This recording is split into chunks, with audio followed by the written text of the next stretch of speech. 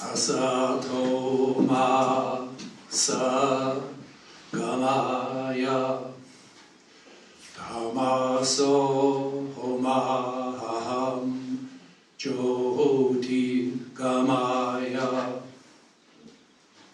mriturmam amritam gamaya avir avir maedhi Rudra yate dakshinam mukham tena maham pahinityam. And lead us from the unreal to the real. Lead us from darkness unto light. Lead us from death to immortality. Reach us through and through ourselves, and evermore protect us from ignorance by thy sweet, compassionate face.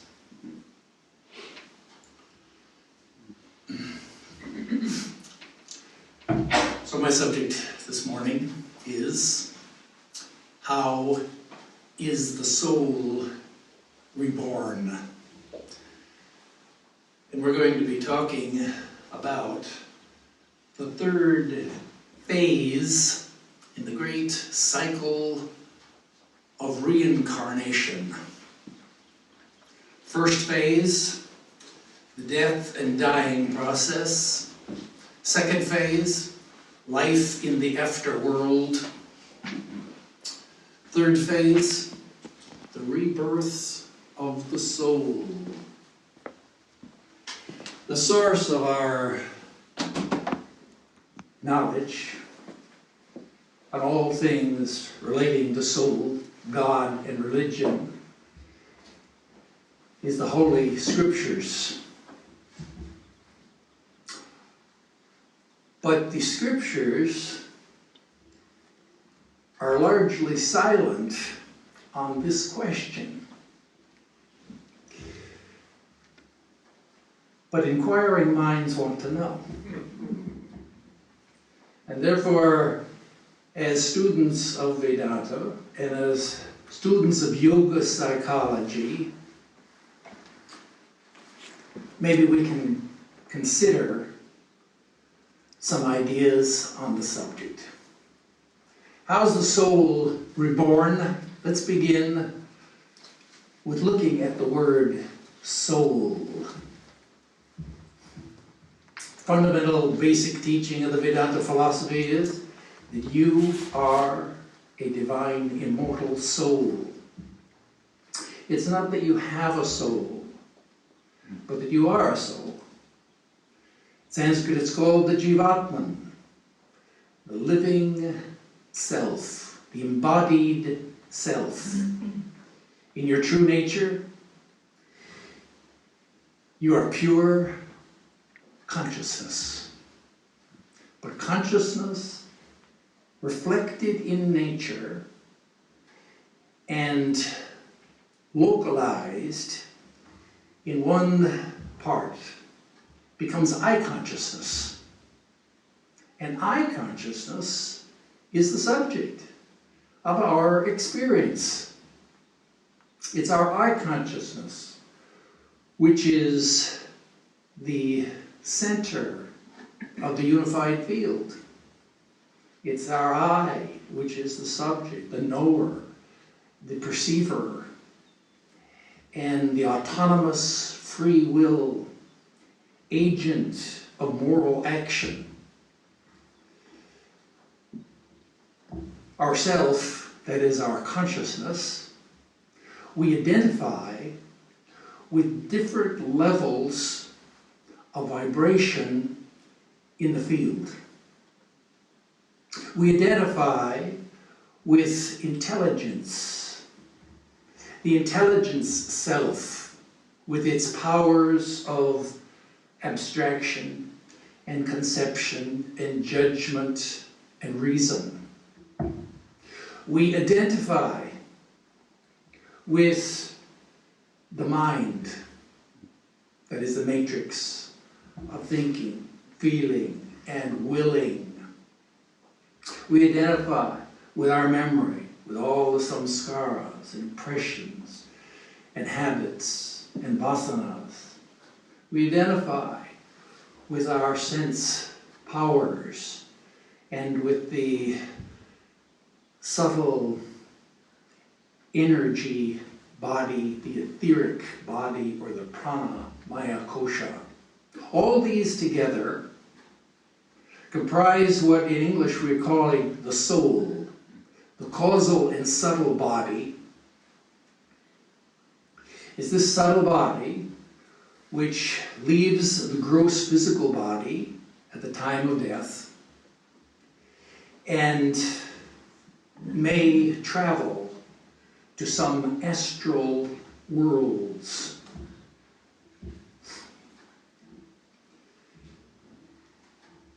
Now, we can think of, when we think about traveling to astral worlds. Well, it may be, in previous lecture, we discussed in some detail life in the afterworld. And we noticed that a person who has done meritorious good deeds, good works, may, in fact, in order to reap the fruits of his karma and to ensure the economy of moral balance in the universe, go to some heavenly world. Now, the three lower of these 14 worlds, 7 above, 7 below, the three lower of these higher worlds are worlds of pleasure and enjoyment. And very much like an all-inclusive vacation resort. And, well, you have planned entertainment all day long, and in the evening you wine and dine, and you have professional entertainment at night. And all those activities and that entertainment is great fun. But you're in a passive state of mind. You don't have to do anything. You don't have to make any effort. All you have to do is experience the fruits of your good actions. And it's fun for a while, but when your time expires, the heavens are not eternal. Your heaven is in accord with the fruits of your karma.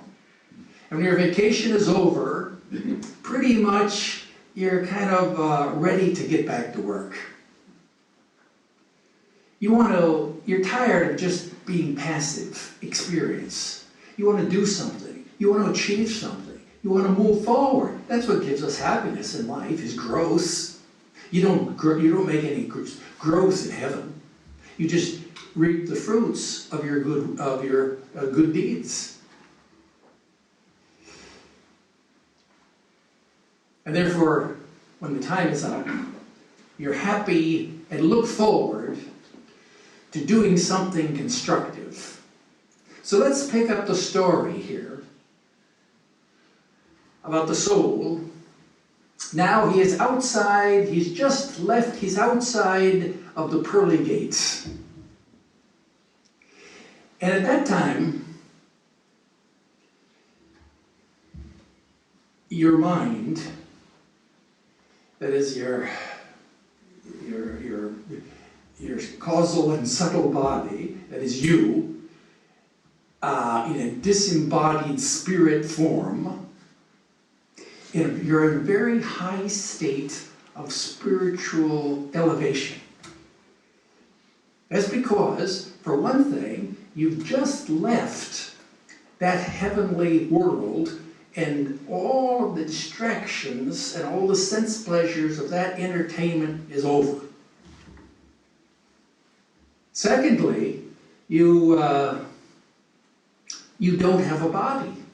That is, you don't have a gross body, you have a subtle, shining body, but you don't have a physical, heavy physical, material body. And not only that, you are far up in the astral world, far beyond the pull of the gravity of the physical universe.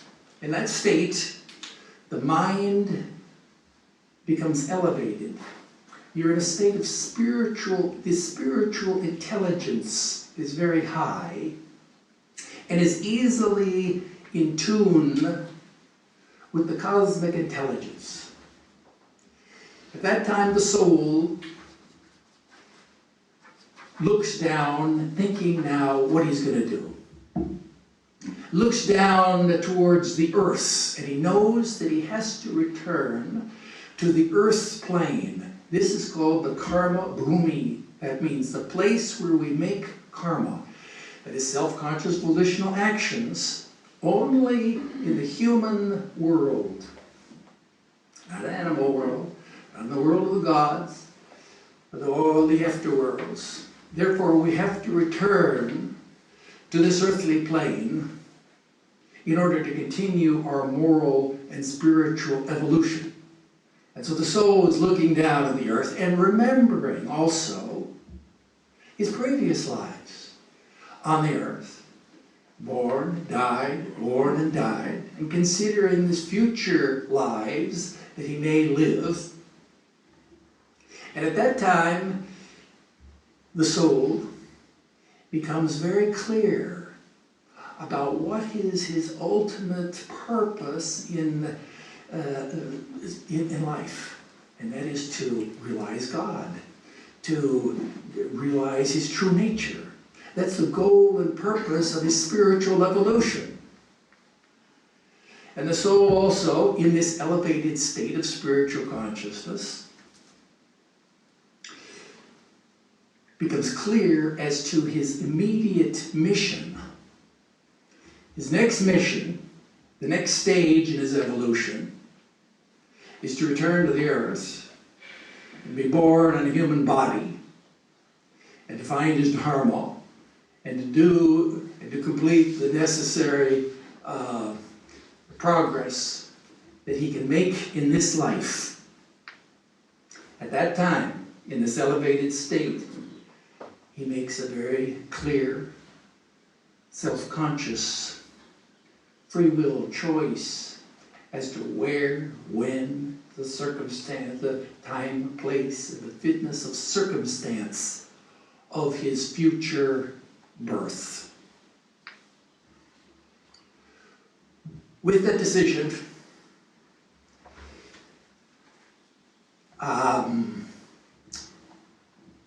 he buys a ticket and maybe gets on the airplane. Now let's step back just for a minute and look at that decision that he just made. He just made a decision. We're invoking here one of the great fundamental teachings of Vedanta philosophy, which is called the law of karma. According to the law of karma, you have free will. It's not whimsical free will. It's not existentialist radical free will. But you do have free choice. You're always free to make a choice. But your options are always limited. They're limited by just by your human nature. They're limited by all the sum total of your past actions for which you are responsible. And they're limited just by facticity of the great laws of nature. Every time that we do an action, there are two effects. One is internal and immediate, changes our character, our inward person and our conditioning. The other effect is outward, and delayed. The effect goes out, returns to us like a boomerang in the form of opportunities and challenges. This is called the second effect, that is, that goes out and returns to us, is called our prarabdha karma.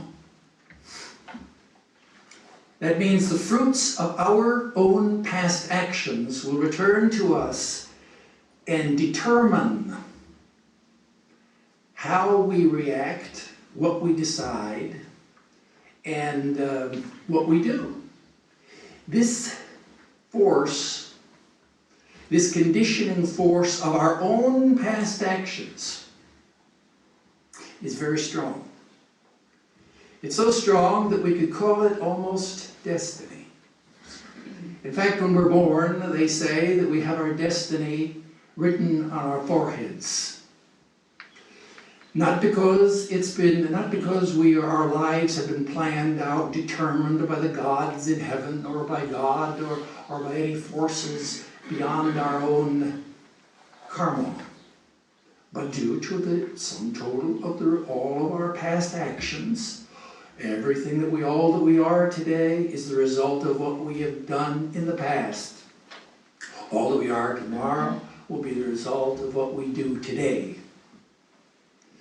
In the present moment, we have free choice, conditioned by our past actions. And this is the momentum and the determining factors which will influence our decisions. You're always the captain of your own ship. You're the master of your own fate. But the fact is that even a captain on a great ocean liner, if he sees an iceberg ahead, he can turn that great ship around, but he can't just turn on a dime. He has to take it. They have the momentum of this vast seagull ocean vessel. And so he has a choice. He can begin the turn, but in accord with the past fruits of past actions. So this is the prarabdha karma that's driving the soul now, and that has determined and influenced his decision. And now he's flying through the air, and just as an atom, which is released into a pool of chemicals, does not just combine at random or indiscriminately with any molecule in that solution, but it naturally gravitates by the laws of chemistry to those molecules that will fill its valence levels. Similarly, it is the soul. When it is heading towards the earth, is not going to just go anywhere at random. Rather, it's going to gravitate towards that time, place, and circumstance that will fit the necessary conditions of its own karma.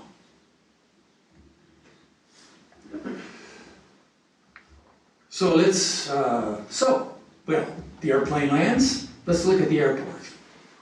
Now in the airport, the soul, there are guides waiting to take that soul to the address of his future parents.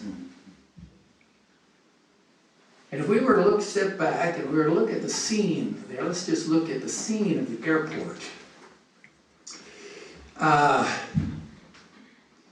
People are landing, the planes are landing, planes are taking off, people are arriving and departing, and it seems that, at first glance, it looks like everything is kind of, when we first walk in at the terminal, it may look like it's just complete confusion.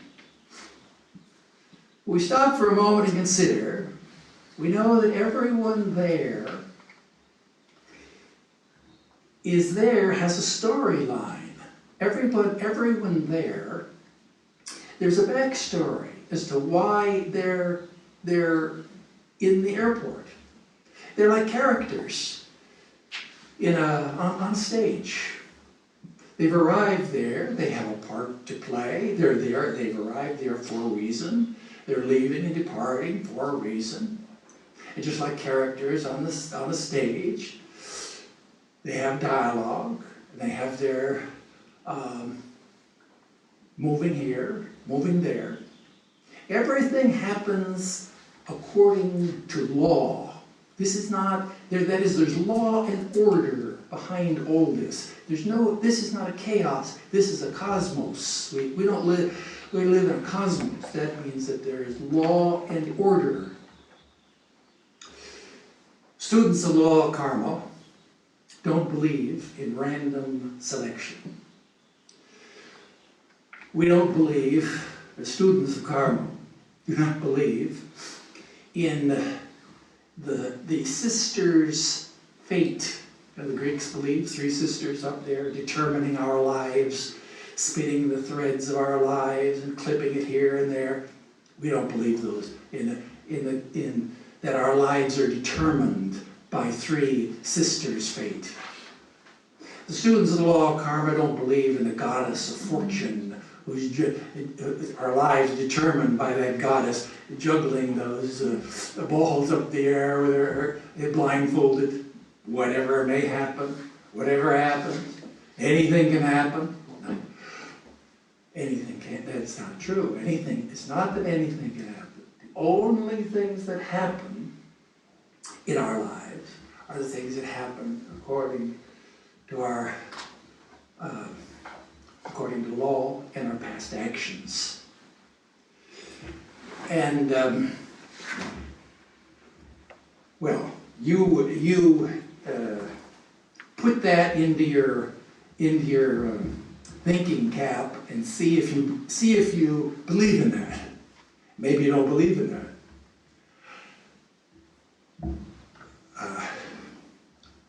In that case, my job is to kind of I'm like a salesman, you know, this Vedanta philosophy. So you have to. My project this morning is to sell you on this idea of how the soul is reborn. So we're not going to get it sidetracked on the great law of karma. So. Point being is as we look at this airport, what's the bottom line? The bottom line is everything is perfect. Everything is happening exactly as it should happen. Everyone is here because they're here for just the right reason. Now let's continue with the life of the project here, the soul. The soul now is taken to its home. And there it enters into the body of his future mother, and now he realizes, what does he have to do? He has to build a body. A body is just like a house. Be an analogy. And notice here the claim is that he has to build a house. There's no houses ready for him. There's no body ready for him. The soul does not enter into a body which is already made or which is already under construction. That's a different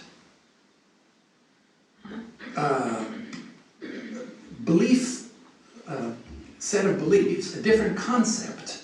That concept is called the doctrine of transmigration. We have to discriminate between the doctrine of transmigration and the doctrine of reincarnation. Now I'm using for my source here Swami Vedarupananda, one of the disciples of Sri Ramakrishna, and which you can read for yourself, the complete works there. He gave a talk here on this doctrine of transmigration. Transmigration means that the soul enters into another body which already exists. It's a doctrine believed in by the Greeks, by the ancient Romans, by the Egyptians, and also by ancient Hindus. We can find the same stories. In fact, I've told some of those stories in different contexts. Transmigration, let me tell you about transmigration. Transmigration means, let's say that you have a king. There's a king who was interested in learning how to leave his body and enter into the body of another. He heard that yogis can do this. And so he invited yogis and magicians to his court. And one day there came a certain magician who in fact taught him the secret of how to do what he wanted. He taught him a certain mantra and some secret mudras and a very short ritual practice. And so said, now the king knew how to do it. And the next day, when he went out riding, well, he went with his court jester, accompanied him. And riding through the forest, it so happened that they came upon a tragedy. That is, a Brahmin had been bitten by a snake, and the body of the Brahmin lay there by the side of the road. And the king, seeing that, thought, this will be a good chance for me to try out my skill. And so he got off his horse, he sat down, and he did his ritual, he did his mantra and his mudra, and the soul began to leave his body.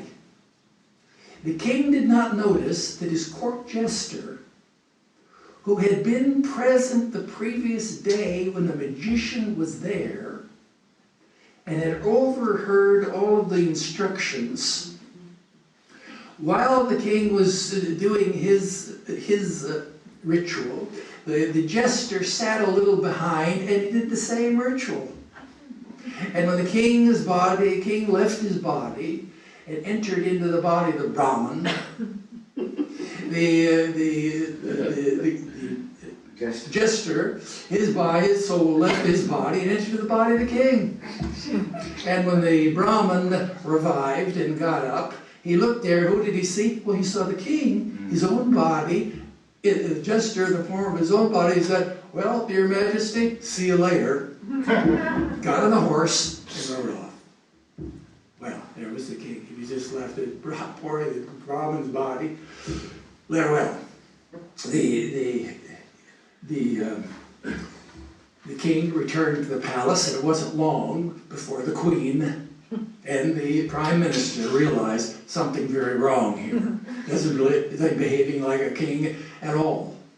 And in fact, the very next day, there was a knock on the back door. And who was it? It was a Brahmin. And the Brahmin explained to the queen and explained to the minister what had happened. Now they knew the story. And so they hit on a plan that the queen, she had a parrot. And in the presence there of the king, she's saying, I love this parrot so much, you see, but it doesn't talk.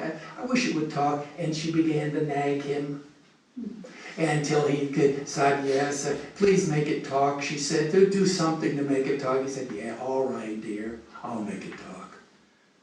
And so he did his mantras and his mudra. He left his body. He entered into the body of the parrot. And the parrot began to talk, and the queen clapped her hands, and she was so happy. But meanwhile, the prime minister went around behind that cage, grabbed that parrot, and wrung its neck. And of course, the Brahmin, waiting in the wings, did his ritual left the body of the Brahman and the king entered into his natural body, and harmony was restored. That's transmigration. That has to be discriminated from this idea of reincarnation, which means that the soul, that is it builds the body from within. Now the soul begins, it has raw materials, but how does it do it? Well, it does it in accord with the great laws of, according to natural law. And by natural law here, we're referring here not to what we call physical, biological law. We're talking about natural here with a capital N. And we're referring to the process here of the great Sankhya cosmology and Sankhya psychology, how it happens. How do you build a house? It happens very naturally. If you were to build a house, you'd need to have a contractor. You'd need to have an architect first, and an architect would draw up plans. And if you look at the plans, all the marks on the paper of those blueprints, they're not just random marks. Those marks all represent derived intentionality on the intelligence of the architect. Has put that knowledge into those plans, which contain information. But those plans are not enough. You have to, in order to build a beautiful house, you have to hire a contractor who is going to supervise the building of all of that, of all the workers who build the house. And then the contractor would have to hire subcontractors. And the subcontractor will hire the carpenter and the plumber and the electrician, who will then in turn handle the materials. Notice here, in this account, it doesn't start with the materials. It starts with the architect, that is the intelligent soul, the intelligent self. There's a whole process here of involution before we can begin to, before the story of biological process, which we know very well, begins. There's a whole backstory. And in order to understand the evolution part, we have to understand the involution part. That's the part that explains how it happens. Now let's consider a different analogy, maybe. The soul is like a seed. That is, your soul, by we mean your conscious self, is like a seed. And a conscious self has around it, if you can imagine a center surrounded by concentric shapes. And each one of those shapes, there are 5 of them, each one of those shapes is in a human form. These are the 5 bodies of yoga psychology. Beginning there with the interiormost, that is a causal body, the Anandamaya kosha, Vijnanamaya kosha. In Sanskrit they're called koshas. And if you can imagine, you've seen maybe those dolls, the Matryoshka dolls of Russian, or like the Chinese boxes, one inside the other. That's the idea. Yes, we have a gross physical body, But this physical, inside this physical body, there's another body which has the same shape, which is anterior to it in logically, temporally, causally. And it's the implicate order. Each one that's interior is implicate to the one which is explicate. These are all different energy levels. It's good to think of these koshas as levels of vibration of energy fields. Think of them as energy fields. And if you think of the subtle body with its thought forms and its meridians and the bioelectricity of the etheric body, all of this together constitutes a morphogenetic field that will determine the form of the gross physical body. It will in fact create the form. Now you got to remember here Sankhya cosmology. In Sankhya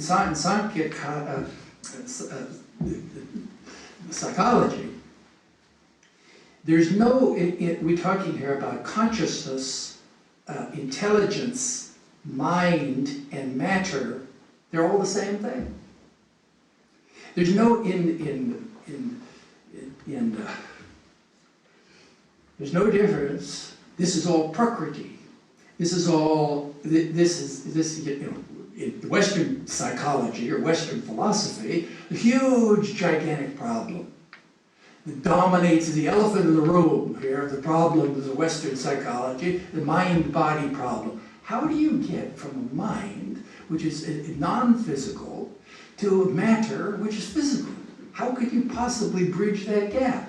See, this problem doesn't exist in Indian philosophy. There is no gap. There's no gap between mind and matter. Matter is just a grosser or heavier vibration of nature.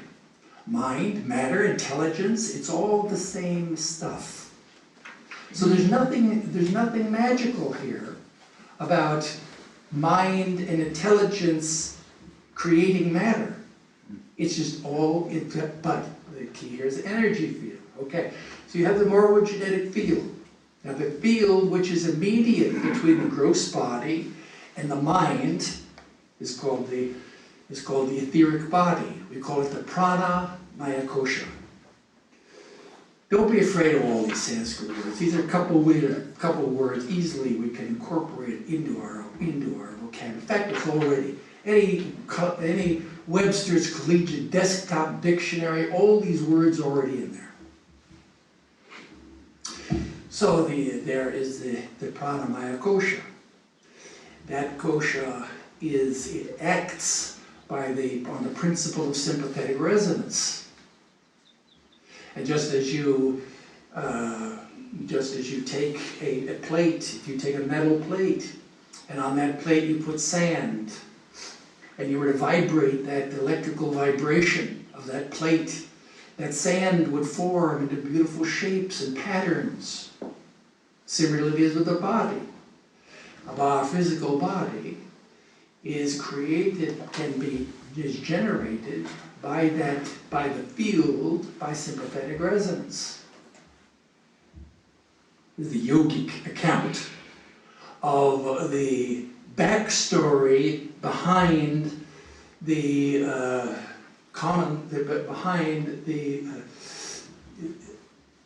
whole physical process.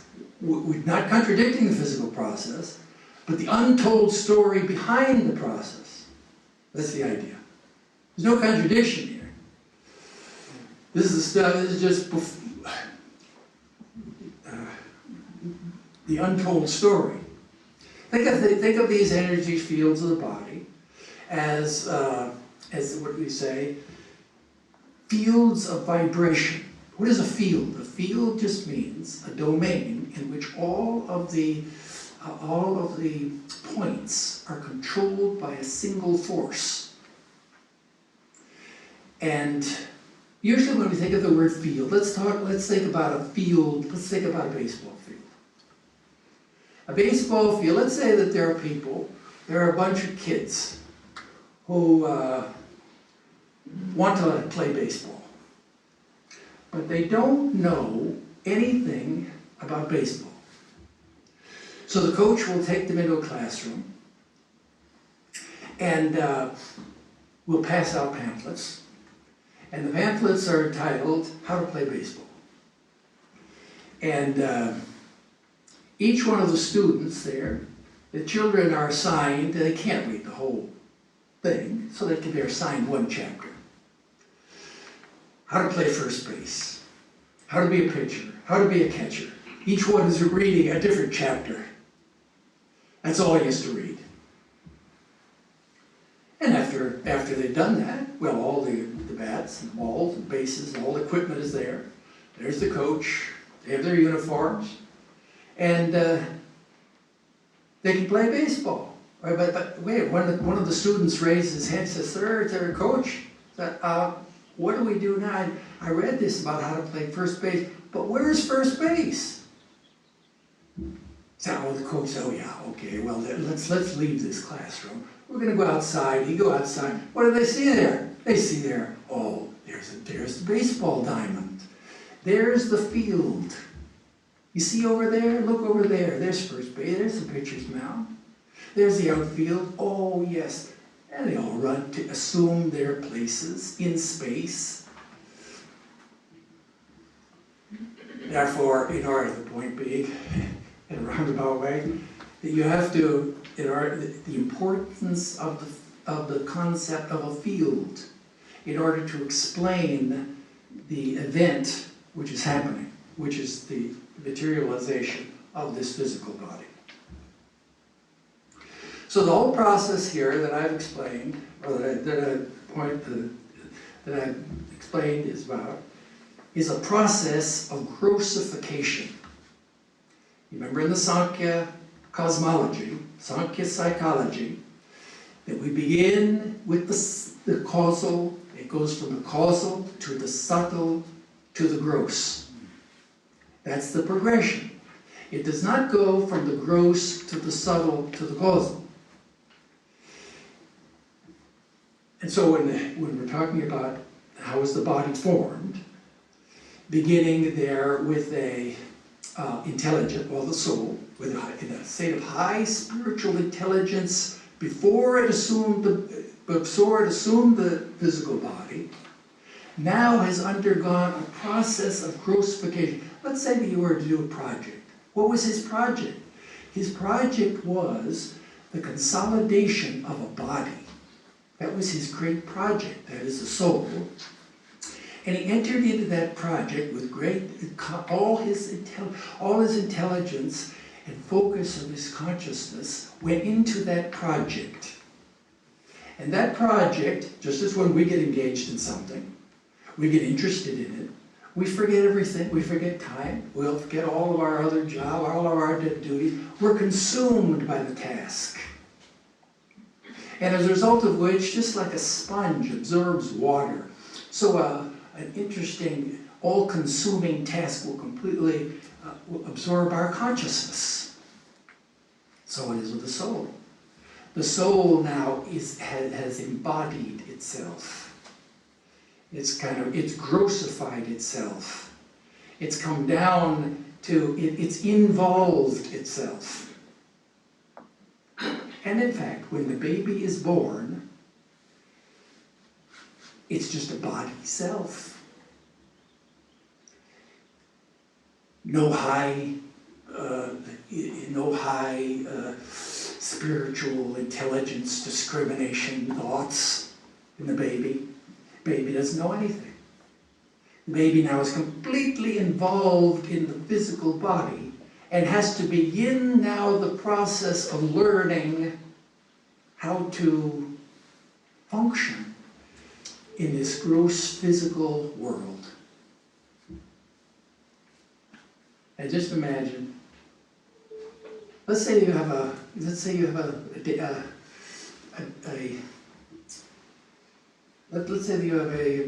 ballet dancer.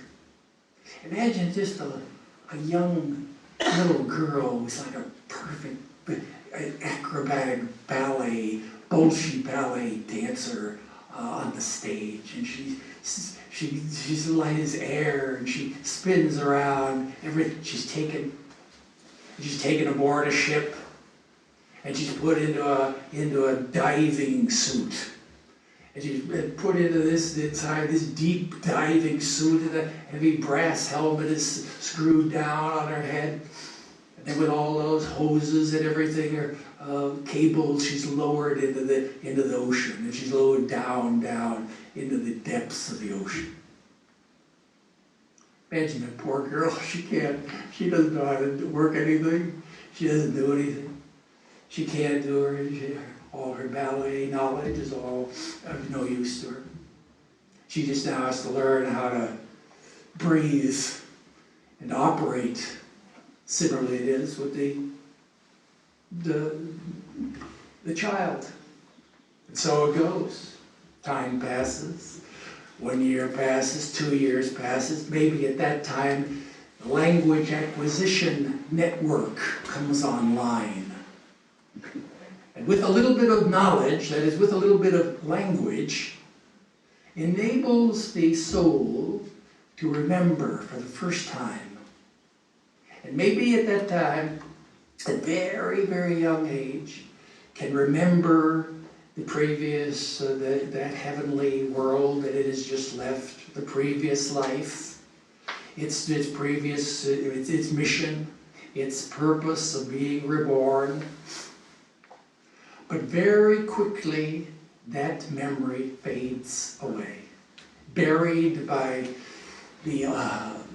all of the sense impressions of waking life. And just as when we have a dream at night, we wake in the morning, we think, oh, what an interesting dream, how quickly it's forgotten, buried by sense impressions. Just like at night, we could see all the beautiful stars and the moon and all that. So with the rising of the sun, all that disappears. And it's all forgotten. That's why the Greeks say that when we're born, we cross over the river Lete. That is a forgetfulness. We forget everything.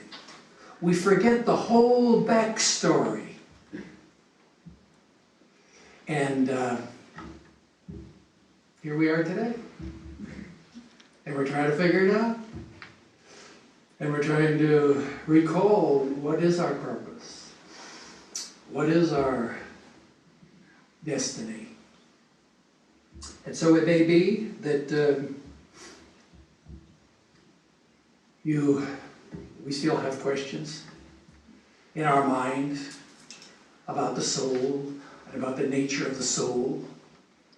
And we may have questions about the doctrine of karma and about the process of rebirth. Let those questions remain. Let it remain as a sacred mystery. We don't need to answer them all. We just raise questions. We don't need to answer them all. The important thing is that we just take a little time to consider that great cycle of reincarnation. That's called the great wheel of birth and death of samsara. That is our condition. That is our predicament. That is our bondage. And that our purpose is to work to liberate ourselves from that great wheel.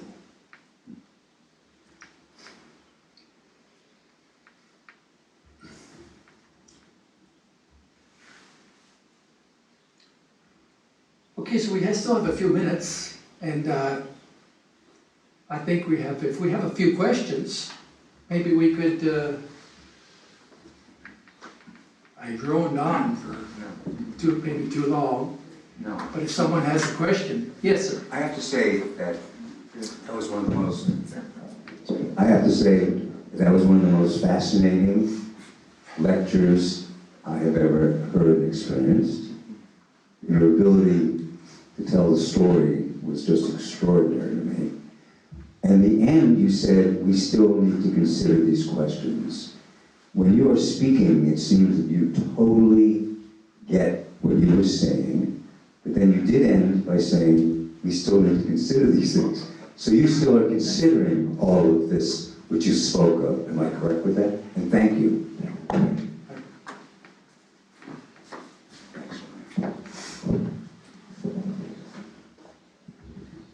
Yeah. Thank you, Swamiji, for a wonderful insight in law of karmas. And after listening to your last sentences, I was reluctant to ask you or not. I'm just wondering, the birth and rebirth on this incarnation. So, are there any circumstances or conditions where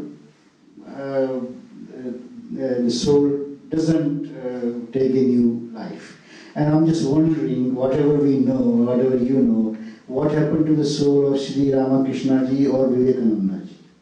Because they were great souls. Well, So they. There we have to invoke the sacred mystery, and those are questions which we can ponder. And this is, in fact, our project. This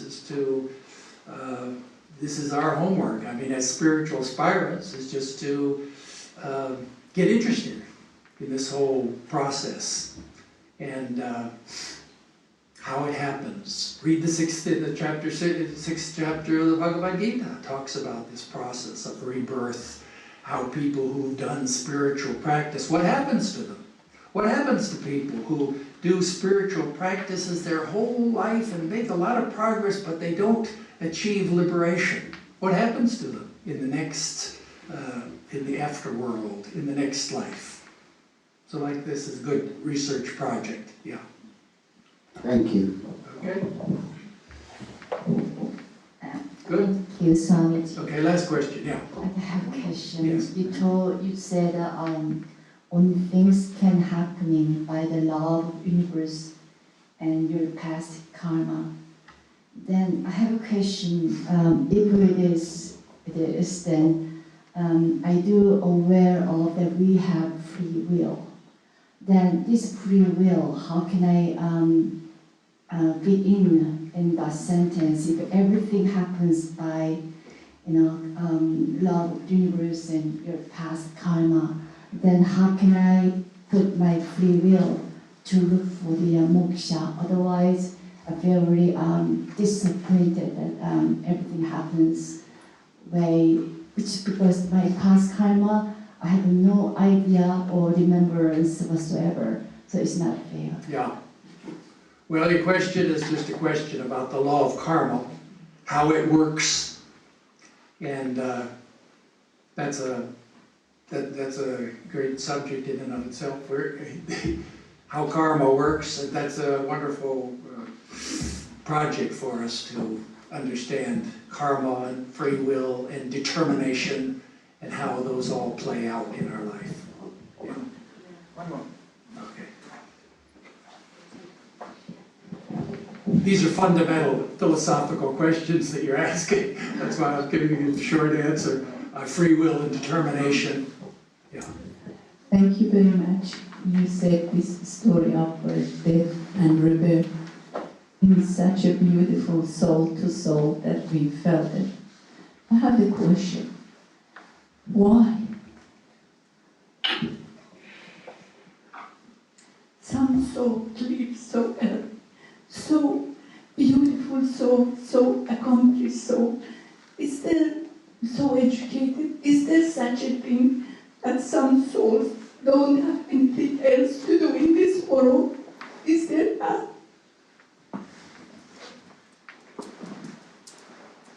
That they don't want to be here anymore?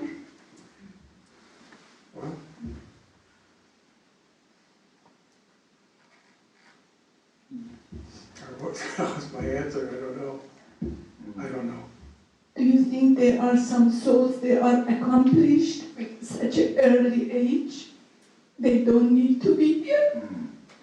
Oh, well, I think, they're young souls and there's old souls. And that's what they say. So who knows? We don't know what is our past and what is our future. That's part of the mystery.